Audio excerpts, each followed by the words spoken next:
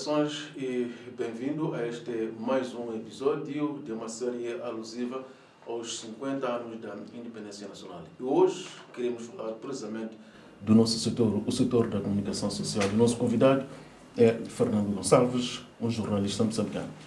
Fernando Gonçalves, vamos começar assim. Quando se proclama a Independência Nacional, 25 de junho, decorria o ano de 1975, como é que se apresentava o setor da comunicação social? Bom, saudações aos estimados telespectadores, uma saudação também aqui ao Boaventura. O setor da comunicação social no tempo colonial, como é óbvio, defendia os interesses do sistema colonial fascista que imperava em Portugal e que era a potência colonizadora de Moçambique. Mas devo ressalvar que mesmo nesse ambiente de uma comunicação social ligada ao sistema, havia algumas bolsas de órgãos de informação que defendiam a liberdade, a independência e a democracia. Podemos citar o caso da revista Tempo, que nasceu já quase no fim da era colonial, que não dizia marcadamente que era um projeto editorial anticolonial e antifascista, mas que se podia notar nas suas abordagens sobre questões sociais e até de desenvolvimento, que não tinha qualquer ligação com o regime colonial fascista português. Podemos falar também, muito antes disso, do Brado Africano, que era uma publicação ligada à Associação Africana, que era um grêmio de moçambicanos interessados em questões de debate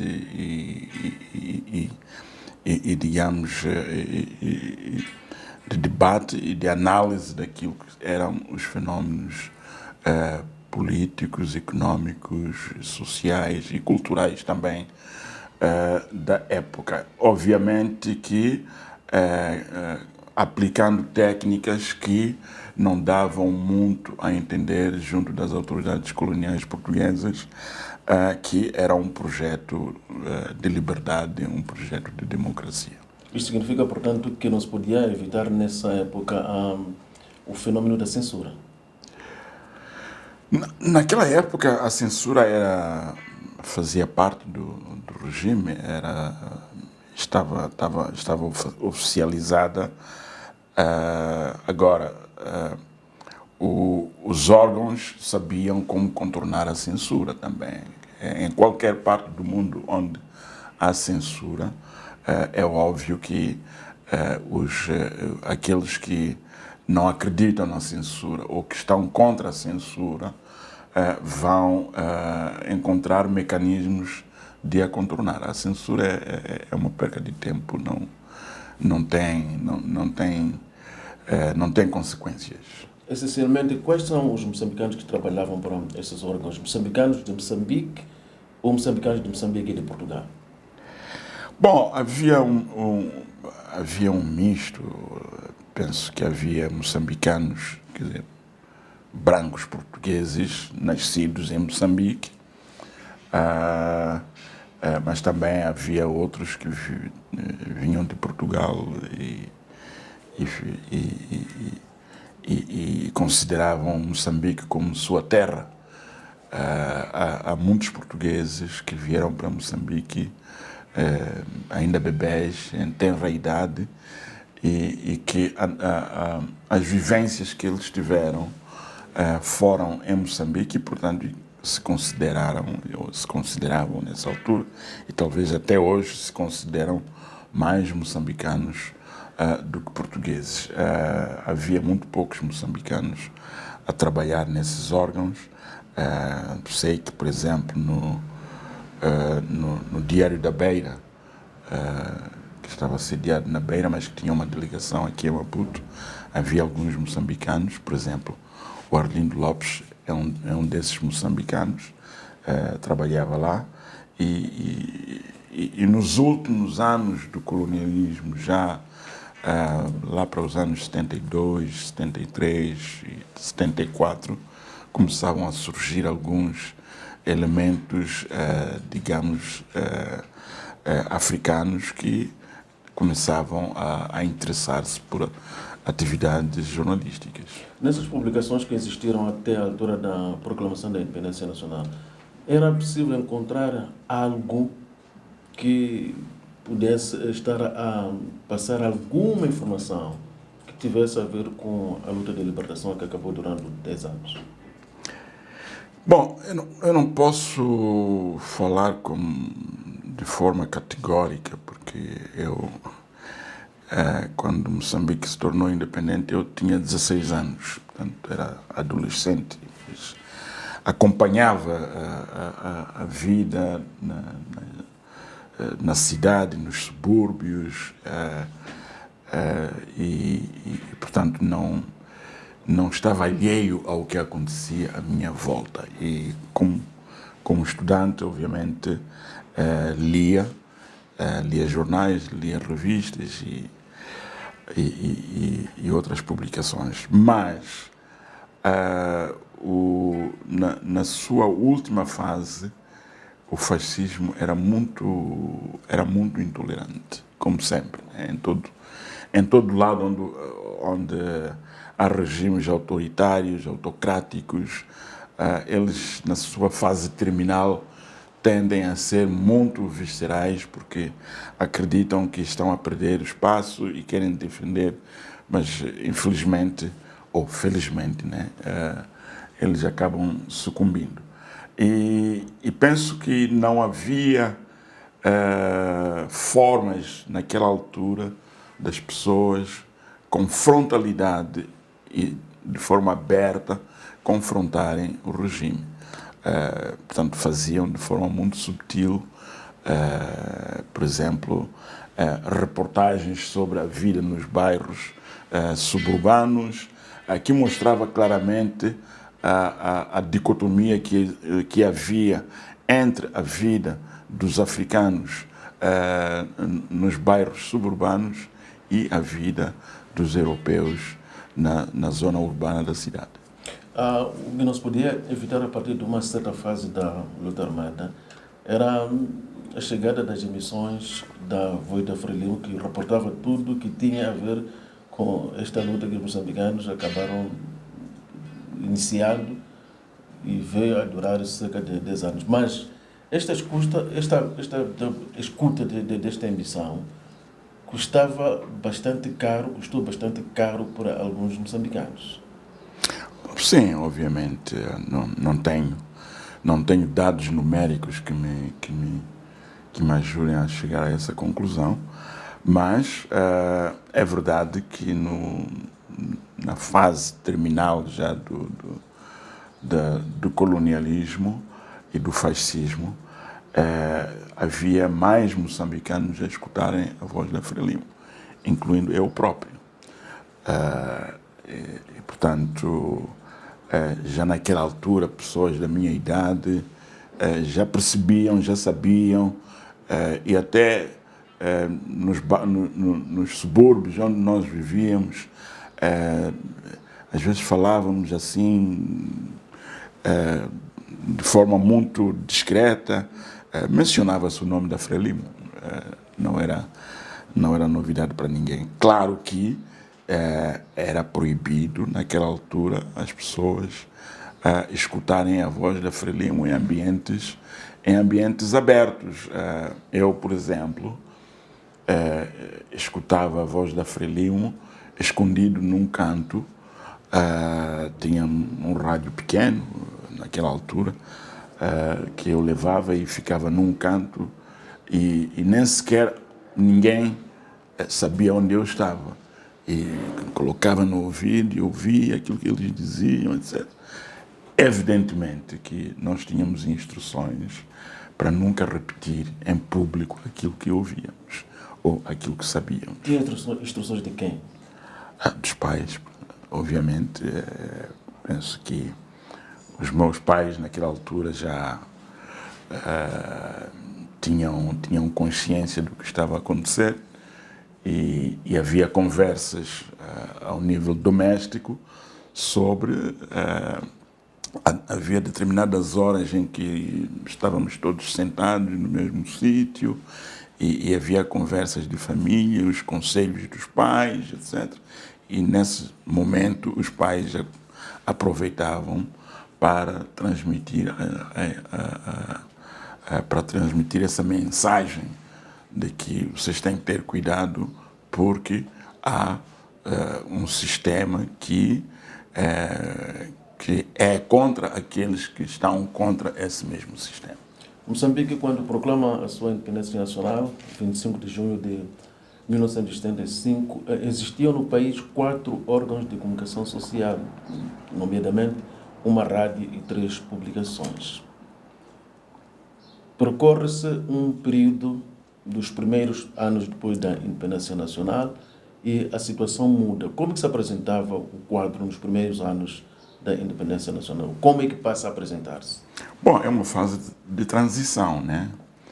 E é uma fase de transição e há um novo sistema político que entra em vigor, portanto, sistema de partido único, em que toda a comunicação social passa a estar, por assim dizer, nas palavras da ideologia de então, ao serviço do povo e com instruções claras emanadas do Partido Frelimo naquela altura, que era o único partido que estava a funcionar e que continua até hoje. Portanto, havia orientações ideológicas muito claras sobre o papel da comunicação social e a Rádio Moçambique e o Jornal Notícias, que já existia. Penso que havia a Tribuna também, que era parte da Sociedade de Notícias, mas penso que a Tribuna desapareceu e depois ficou incorporado no Notícias, não sei muito bem. E havia o Diário da Beira, que passou a chamar-se Diário de Moçambique. Então, estes órgãos eram os principais órgãos de comunicação social através dos quais o sistema político, na altura, transmitia a informação para o povo. E havia esta ideia de que todos nós trabalhamos para o povo e cumprimos as orientações ideológicas emanadas do Departamento do Trabalho Ideológico do Partido Frelimo. Portanto, não havia muita diferença.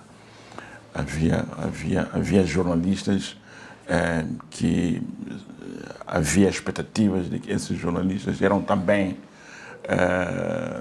membros, se não de cartão, pelo menos digamos, de coração. Portanto, não havia muita diversidade na altura. O que significava fazer jornalismo nesse período, que durou cerca de 15 anos? Bom, significava ser muito criativo, né? Deve ser,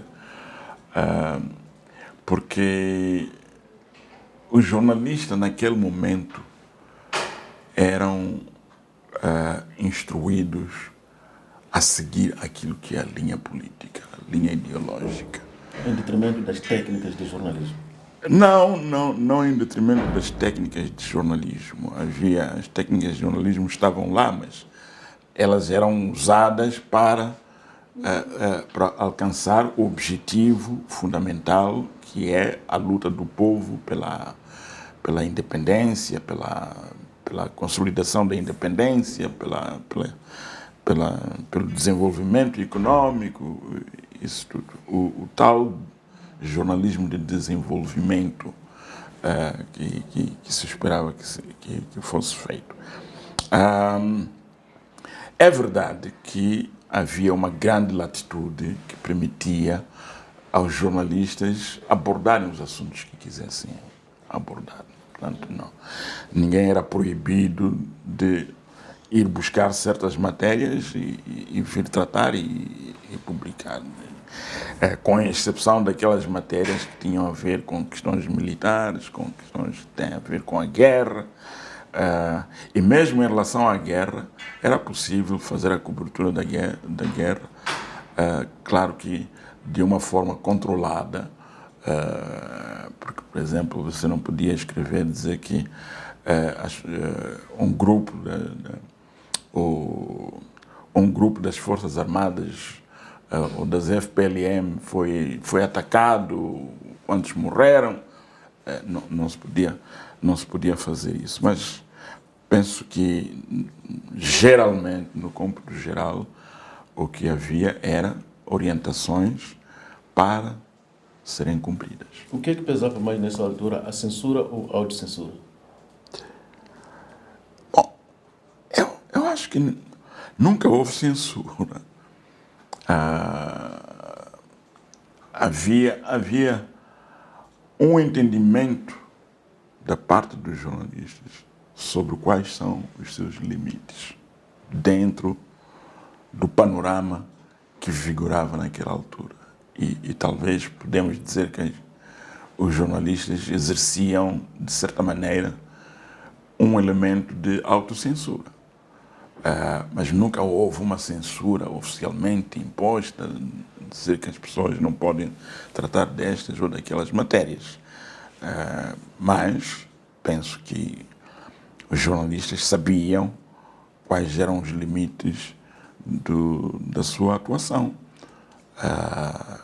É verdade também que, mesmo dentro desses constrangimentos a que eu me refiro, havia uma certa liberdade.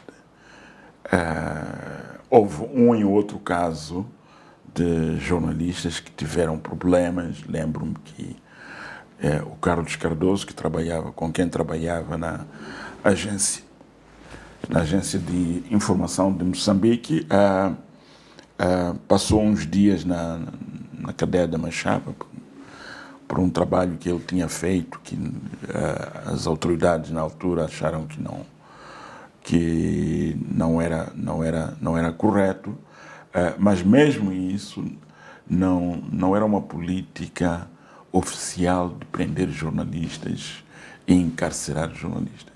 Lembro-me de um episódio de um jornalista que terá sido assassinado. Não sei se chegou a ter esclarecimento deste caso, mas por aquilo que me ocorre nesta altura, não, o apelido que me ocorre neste momento deste jornalista é Zunguzi. É o Rui Zunguza. Exatamente. O Rui Zunguza trabalhava para Tempo e penso que houve uma reportagem que ele fez sobre a Operação Produção e que mostrava de forma muito clara aquilo que as fragilidades da Operação Produção. Porque a ideia da Operação Produção era levar as pessoas que não tinham nada a fazer nas cidades e colocá-las no campo para produzirem. Neste caso, na província do Niassa. Não foi só a província de Niassa, acho que também foi Cabo Delgado, mas Niassa porque havia o entendimento de que Niassa era bastante rico, era um território vasto, mas que não tinha que não tinha muitas pessoas, não tinha muitos habitantes. E a província ainda hoje detém este grande potencial, sobretudo na área agrícola. Exatamente. E as pessoas foram enviadas para lá, mas a maneira como a Operação Produção foi executada criou alguns problemas, porque algumas pessoas foram largadas no meio da mata, rodeadas de animais ferozes, e algumas pessoas foram atacadas e mortas. Não há números, mais uma vez. Talvez alguém tinha que revisitar esse processo e fazer uma análise crítica daquilo que foi. E este jovem, Rui Zunguza, que Deus o tenha, que eu conheci pessoalmente, fez essa reportagem. Não se sabe quem o assassinou, mas coincidentemente foi depois dessa reportagem. E também nós, como disse, este caso não chegou a ter esclarecimento, por conseguinte, também não é fácil associar-se este assassinato à reportagem que ele fizera na altura. Se não tivermos evidências, não podemos fazer essa associação, mas há aquilo que nós podemos chamar de circunstâncias, né? As circunstâncias às vezes nos ajudam a chegar ao âmago da verdade. É ainda nos primeiros 15 anos da independência nacional que surge Moçambique, ou seja, que Moçambique assiste ao nascimento de uma televisão. Isto veio mudar alguma coisa no panorama, portanto, da comunicação social? Veio a mudar. As pessoas estavam habituadas a ouvir rádio, a ler o Jornal Notícias, o Diário de Moçambique, a ler a revista Tempo. A agência trabalhava mais para fora do que para dentro. É verdade que algum material era usado na Rádio Moçambique, no Jornal Notícias, e agora surge a televisão, em 1980. Surge a televisão a preto e branco, preciso dizer. Muitas famílias não tinham aparelhos de televisão, portanto havia sítios, havia locais onde as pessoas se aglomeravam para assistir, normalmente nos grupos dinamizadores e outros centros de concentração de pessoas. E depois passou-se para uma fase em que algumas famílias conseguiam comprar um televisor e aí o bairro, quase todo o bairro, ia lá para essa casa e ficava a ver televisão até uma determinada hora, porque também não transmitia 24 horas por dia, como transmite agora. Mas foi um fenômeno social muito interessante. E é um fenômeno social muito interessante na época, que a sua casa podia ser casa dos filhos de outras pessoas que vinham assistir e depois iam embora. Hoje isso já não acontece. Hoje há mais individualismo do que o comunalismo que tínhamos naquela altura. Qual foi o papel do famoso Kucha Kanema neste período? Bom, o Kucha Kanema teve esse papel social importante, porque era levado para as comunidades, né? E as comunidades juntavam-se para ver documentários sobre, e muitas vezes eram documentários sobre a luta pela independência e outros acontecimentos relacionados. E penso que teve um papel social muito forte no sentido da mobilização da população sobre a história do país, ainda que fosse uma história que tinha algumas lacunas que precisavam de ser preenchidas, mas as pessoas aprenderam alguma coisa. Numa altura em que as pessoas não têm este instrumento que se chama televisão para ficarem nas suas casas muito comodamente a ver à televisão, aparecia o Kucha Kanema. Nas primeiras horas da noite, as pessoas tinham um papel social muito importante, porque juntava também os jovens, e as pessoas tinham mais momentos de estarem juntos e a discutirem assuntos que dizem respeito à vida do país juntas, do que se não houvesse o Kucha Kanema. Kucha Kanema da produção do Instituto Nacional de Cinema, portanto, deixou de existir ou passou por alguma reestruturação. A descontinuidade deste órgão, acha que terá, tanto, criado algum impacto, sobretudo negativo, na sociedade, tendo em conta a explanação que acaba de fazer sobre o papel do Kucha Kanema? Bom, eu penso que há um interesse em Moçambique desenvolver a sua indústria cinematográfica. E penso que o Instituto Nacional de Cinema, o INC,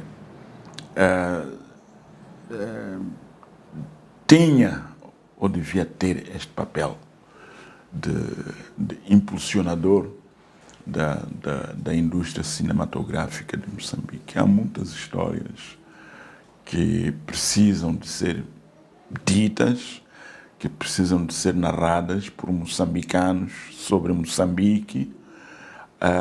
Moçambique não é só a Guerra dos 16 anos ou a guerra em Cabo Delgado, há muito mais coisas que... claro que essas também devem ser tratadas e deve haver uma produção interna sobre os nossos próprios problemas. Infelizmente, não me parece que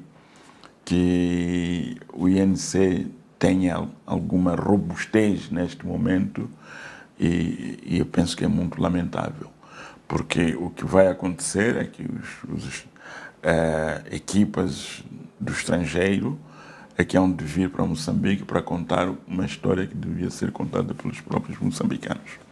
Tal como o resto do país, o setor da comunicação social não esteve indiferente em relação aos acontecimentos na região, que tinham impacto direto em Moçambique. Refiro-me à guerra que Moçambique teve de enfrentar, nomeadamente tinha a ver com a situação do apartheid na África do Sul, e na Rodésia do Sul tínhamos o regime de Ian Smith. O que é que isto significou para o setor da comunicação social? Lidar com uma situação com a qual eventualmente até não chegou a contar antes. Bom, Moçambique depara-se com uma situação em que, logo depois da independência, um ano depois, ou menos de um ano depois, Moçambique é obrigado, em virtude da sua pertença à Organização das Nações Unidas, a impor sanções à Rodésia. Isso foi anunciado no dia 3 de março de 1976 pelo falecido presidente Samora Machel. E, a partir desse momento, Moçambique declara-se claramente inimigo da Rodésia do Sul e, por extensão, também do regime, ou da África do Sul, sob regime do apartheid. Portanto, Moçambique assume de forma inequívoca a sua determinação de apoiar a luta de libertação do Zimbábue. Alberga em Moçambique a ZANU, que era um dos movimentos que lutava pela independência na Rodésia contra o regime do Ian Smith. O outro era ZAPO, que estava baseado em Lusaka. E, a partir deste momento, há uma guerra entre Moçambique e a Rodésia. Uma guerra feita de duas formas. Uma, através do apoio a movimentos de moçambicanos insatisfeitos com o regime, e a outra através de ataques diretos. Lembremos do massacre de Nhazonia, próprio Chimoio, houve um ataque contra a cidade de Chimoio, e acho que há um outro, Tembue, penso que Tembue, houve um outro ataque que foi através da aviação da Rodésia. Houve ataques naquela zona de Chiqualaquala, Amapá e por aí em diante. E, portanto, a comunicação social moçambicana, nessa altura, está virada para a cobertura destes acontecimentos. É verdade que no meio disto tudo também há processos negociais entre os nacionalistas zimbabuianos e o regime rhodesiano. Lembro-me das negociações que houve, das conversações que houve em Genebra, que precederam a Lancaster House, e lembro-me que o Carlos Cardoso fez a cobertura desta conferência em Genebra com muito requinte e muita sabedoria. E internamente, os nossos jornais e a Rádio Moçambique também transmitiam aquilo que ia acontecendo ao nível da luta. A Rádio Moçambique, em particular, ofereceu parte dos seus estúdios para a Voz do Zimbábue, que era a rádio oficial da ZAM, e depois também passou, depois da independência do Zimbábue, passou a chamar-se Serviço Externo, portanto, que penso que foi o embrião do serviço em inglês da Rádio Moçambique, mas que era mais direcionado para a luta do ANC na África do Sul. Portanto, Moçambique desempenhou um papel fundamental na luta pela liberdade destes dois países, e isso refletiu-se muito também na forma como o jornalismo moçambicano atuou nessa altura. Por ter citado aqui o Carlos Cardoso, vale lembrar que também teve um papel extremamente importante do ponto de vista da nossa comunicação social em relação à guerra que Angola teve também de enfrentar, a semelhança do que aconteceu com Moçambique.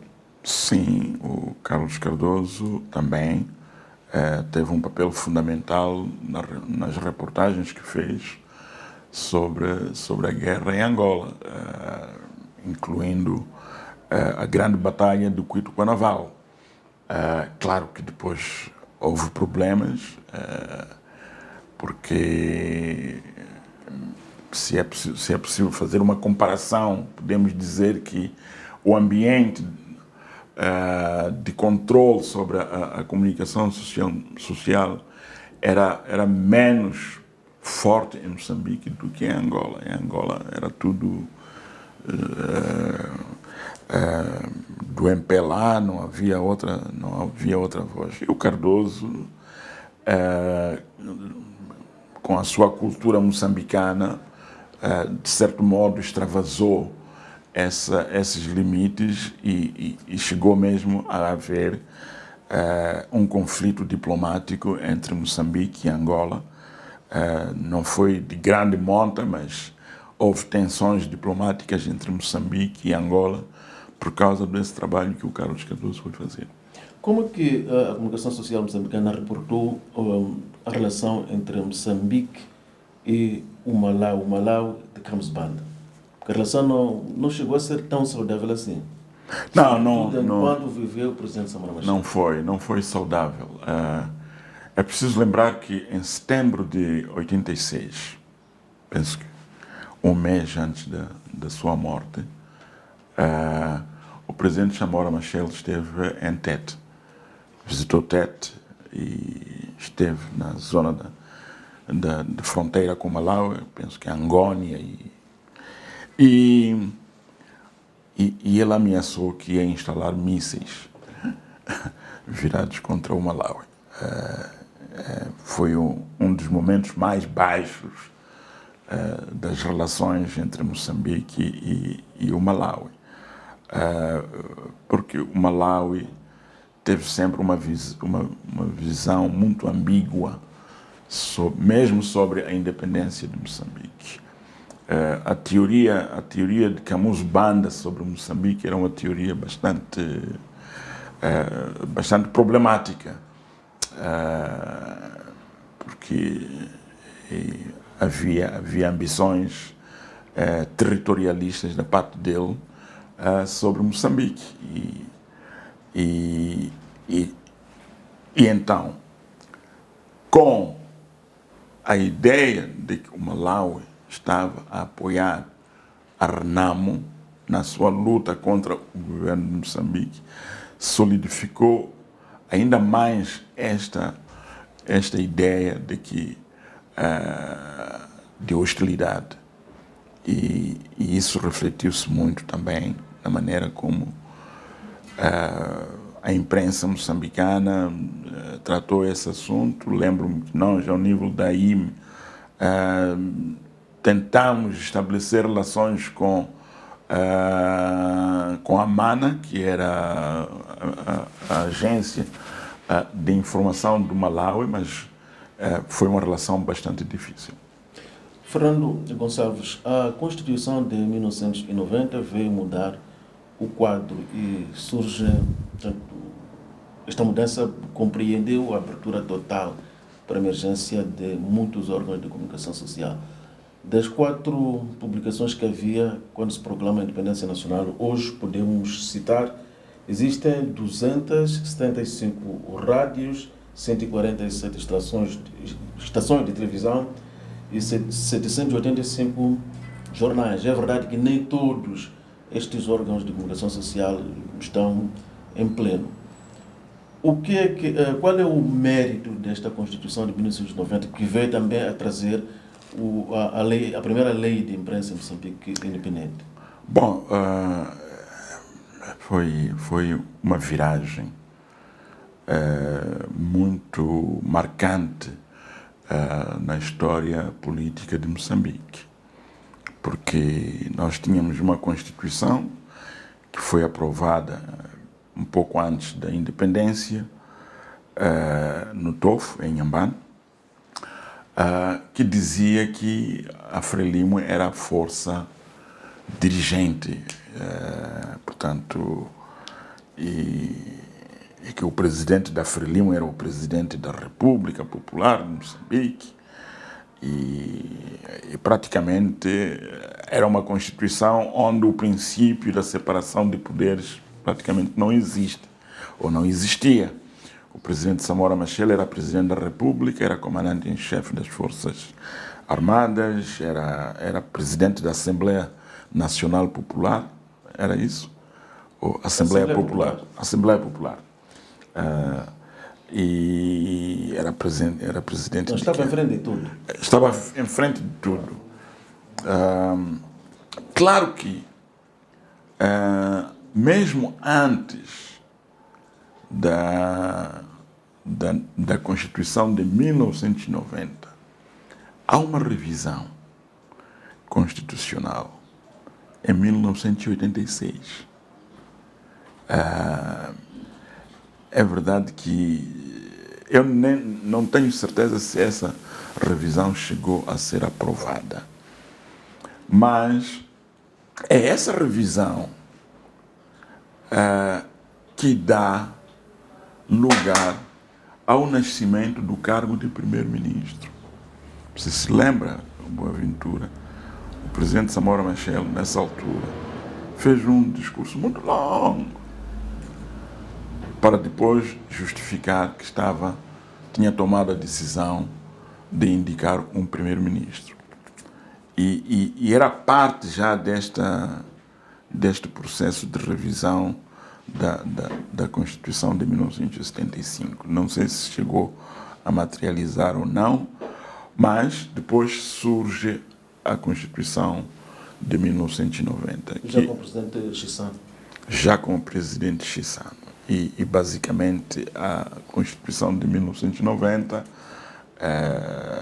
tinha como finalidade acomodar o princípio do multipartidarismo em Moçambique, portanto caía por terra a cláusula que definia a Frelimo como a força dirigente e única no país, mas também isso é feito num momento de guerra, no momento em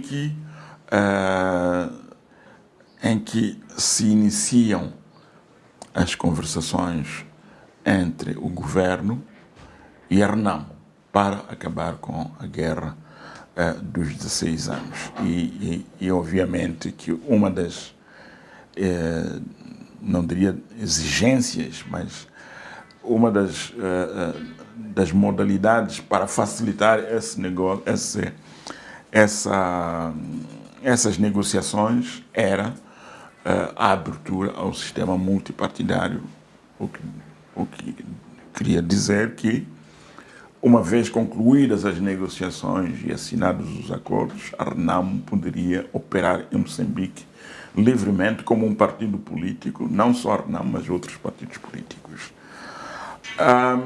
E, claro, esta Constituição também consagra o princípio da liberdade de expressão e da liberdade de imprensa. E pronto, nasce assim um novo paradigma na governação em Moçambique.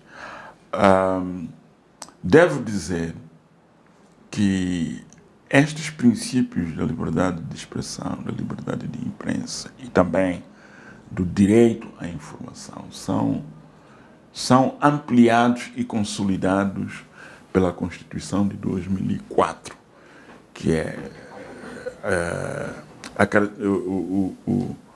a questão essencial da Constituição de 2004, a característica particular desta Constituição é que é a primeira Constituição em Moçambique aprovada por um parlamento multipartidário.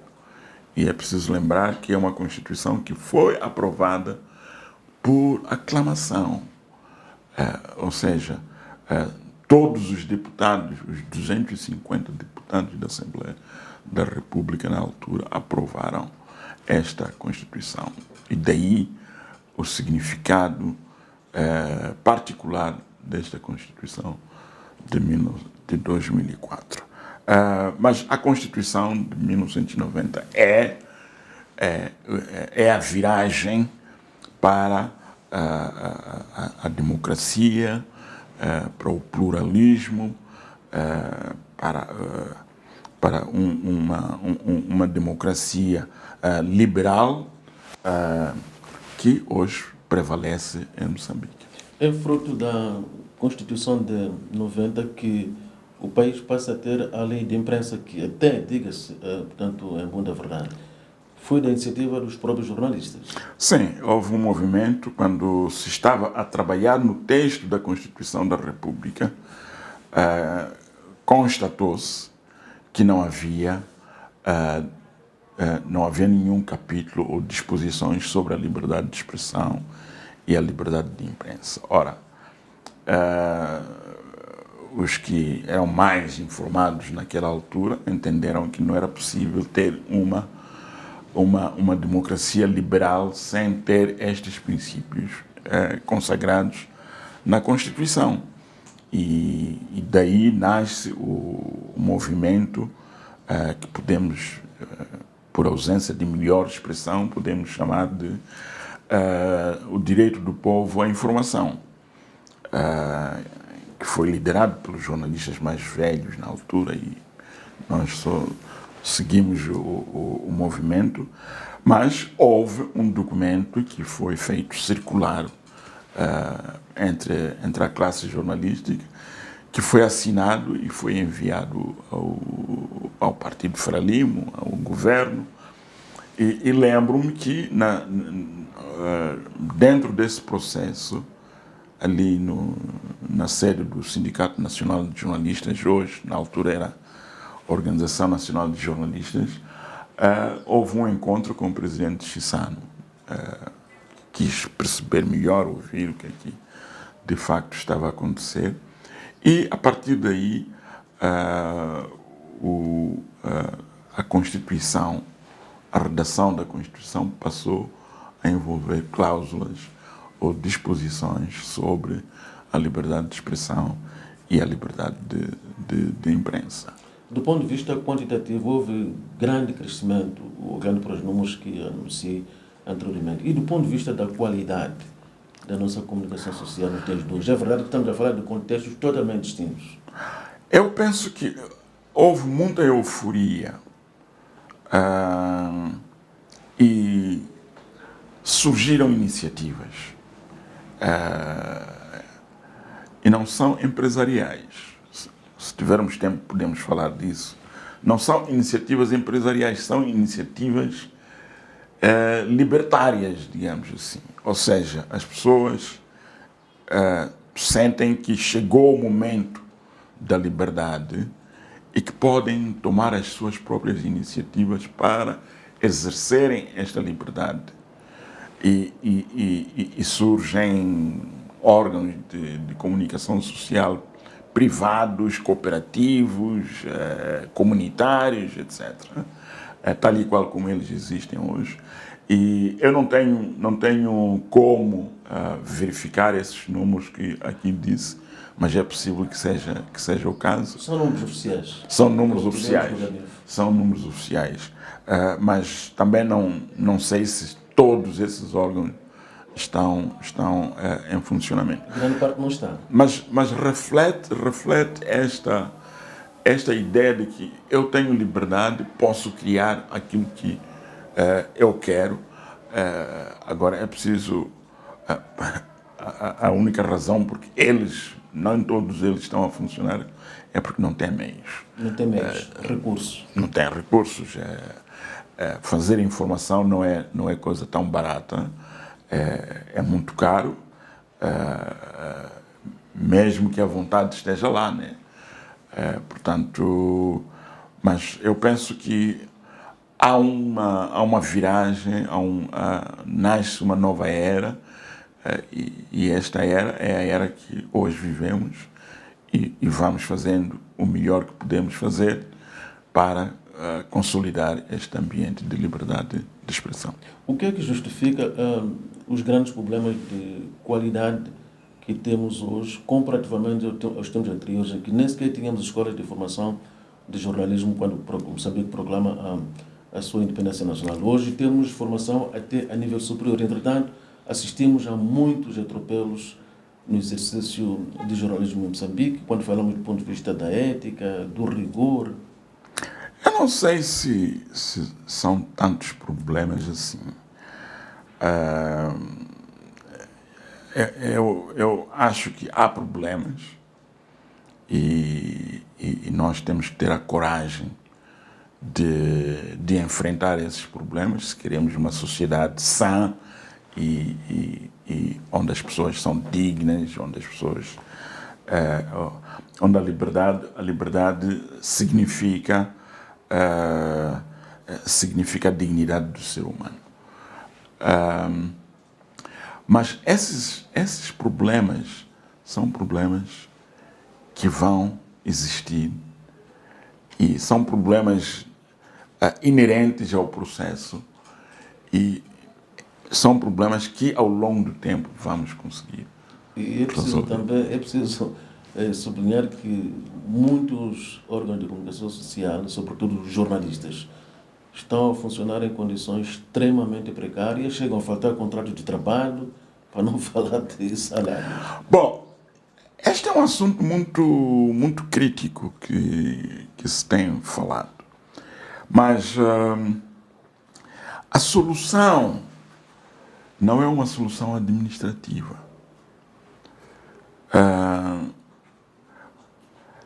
O que acontece? O país tem leis. A lei de imprensa dá liberdades, mas também exige responsabilidades.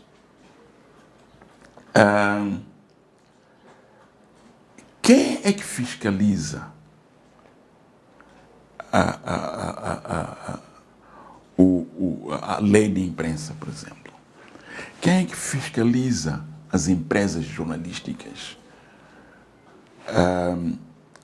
Onde é que está a Inspeção Geral do Trabalho que vai às empresas e verifica que há trabalhadores que não têm contratos? Esse não é um problema de liberdade, é um problema administrativo. Ou seja, entidades que existem, que têm por missão fazer cumprir a lei, que não a fazem cumprir. Fernando Gonçalves, jornalista, foi nosso convidado hoje a esta série de episódios fazendo a análise do passado, presente e futuro de Moçambique depois dos 50 anos portanto, que se passam quando falamos da proclamação da independência nacional. Isto aconteceu a 25 de junho de 1975. Proximamente vamos trazer mais um episódio e fica aqui o nosso muito obrigado pela preferência e fique bem.